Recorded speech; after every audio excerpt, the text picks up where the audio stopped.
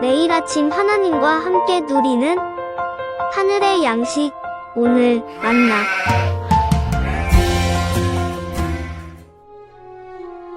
우리도 조상들에게 주신 약속을 너희에게 전파하노니 곧 하나님이 예수를 일으키사 우리 자녀들에게 이 약속을 이루게 하셨다 하니라. 시편 2째 편에 기록한 바와 같이 너는 내 아들이라 오늘 너를 낳았다 하셨고, 또 하나님께서 죽은 자 가운데서 그를 일으키사 다시 썩음을 당하지 않게 하실 것을 가르쳐 이르시되, 내가 다윗의 거룩하고 미쁜 은사를 너희에게 주리라 하셨으며, 또 다른 시편에 일렀으되 주의 거룩한 자로 썩음을 당하지 않게 하시리라 하셨느니라.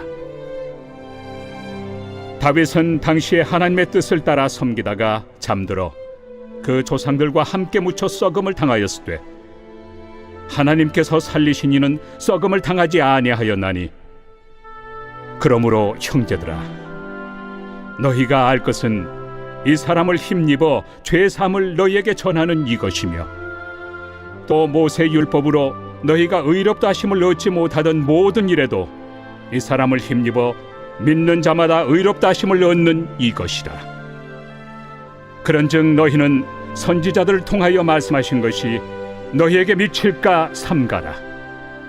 일러스되 보라, 멸시하는 사람들아, 너희는 놀라고 멸망하라. 내가 너희 때를 당하여 한 일을 행할 것이니 사람이 너희에게 일러줄지라도 도무지 믿지 못할 일이라 하였느니라. 그들이 나갈새 사람들이 청하되 다음 안식일에도 이 말씀을 하라 하더라. 회당의 모임이 끝난 후에 유대인과 유대교에 입교한 경건한 사람들이 많이 바울과 바나바를 따르니 두 사도가 더불어 말하고 항상 하나님의 은혜 가운데 있으라 권하니라. 그 다음 안식일에는 온 시민이 거의 다 하나님의 말씀을 듣고자 하여 모이니 유대인들이 그 무리를 보고 시기가 가득하여 바울이 말한 것을 반박하고 비방하거늘 바울과 바나바가 담대히 말하여 하나님의 말씀을 마땅히 먼저 너희에게 전할 것이로되, 너희가 그것을 버리고 영생을 얻기에 합당하지 않은 자로 자처하기로 우리가 이방인에게로 향하노라. 주께서 이같이 우리에게 명하시되 내가 너를 이방의 빛으로 삼아 너로 땅끝까지 구원하게 하리라 하셨느니라. 이방인들이 듣고 기뻐하여 하나님의 말씀을 찬송하며 영생을 주시기로 작정된 자는 다 믿더라. 주의 말씀이 그 지방에 두루 퍼지니라. 이에 유대인들이 경건한 귀부인들과 그 신의 유력자들을 선동하여 바울과 바나바를 박해하게 하여 그 지역에서 쫓아내니 두 사람이 그들을 향하여 발에 티끌을 떨어버리고 이고니온으로 가거늘 제자들은 기쁨과 성령이 충만하니라.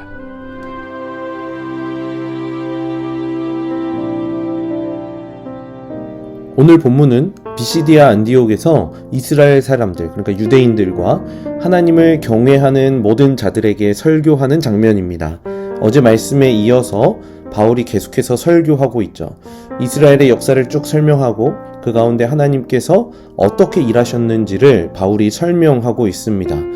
보시면 아브라함의 이야기도 있고 다윗의 이야기도 꺼내죠. 아마 유대인들 그리고 이방인으로 추측되지만 하나님을 경외하는 자들에게도 익숙한 인물들을 이야기하면서 하나님의 일하심을 설명하는 것입니다. 그런데 역사 가운데 살아냈었던 이 믿음의 조상들에 대해 설명하면서 바울이 항상 함께 이야기하는 것이 있습니다. 바로 예수님에 대한 이야기입니다. 이 모든 것이 결국 예수님을 나타내기 위한 하나님의 예표였다라는 것이죠. 그래서 오늘 본문도 보면 약속이라는 말이 계속해서 반복되어 나타나는 것을 보게 됩니다. 오늘 본문 32절 한번 보실까요?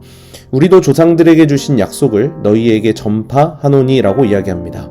하나님께서 구약의 백성들에게 약속을 주셨다라는 거죠. 그리고 그 약속을 따라서 너희에게 약속을 동일하게 전한다라는 겁니다. 그러면서 또다시 예수님의 이야기로 연결됩니다. 33절, 34절에 이렇게 이야기합니다. 곧 하나님이 예수를 일으키사 우리 자녀들에게 이 약속을 이루게 하셨다 함이라.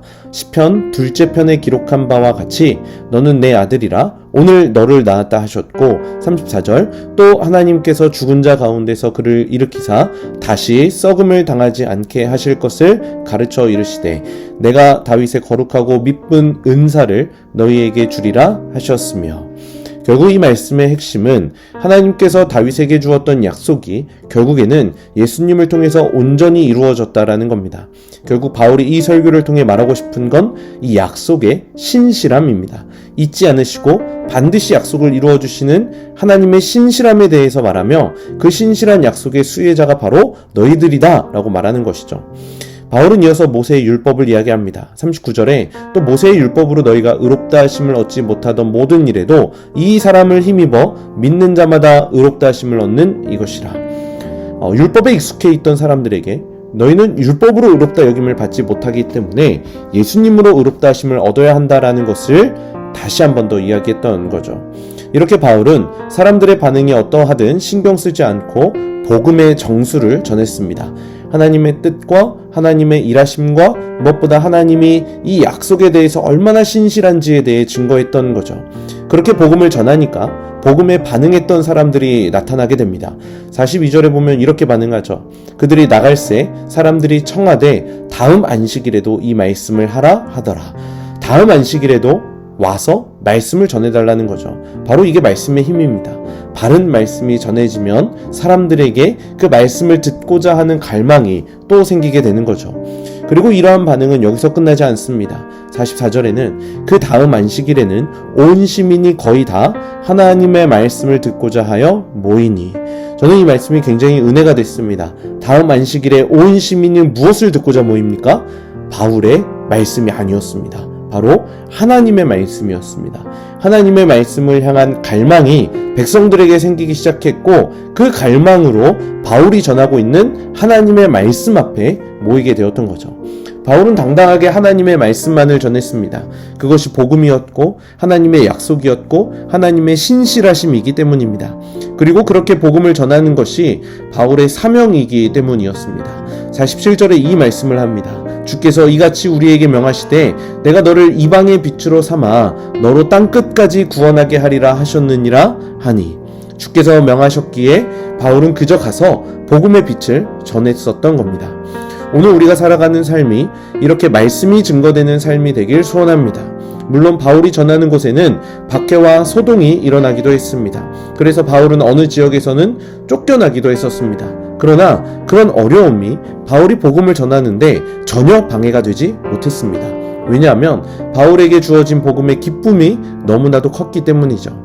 그러니까 오늘을 살아가는 우리가 복음을 전하는 삶을 살기 위해서 우리에게 필요한 것은 복음에 대한 지식이 아닙니다. 능숙한 말솜씨가 아닙니다.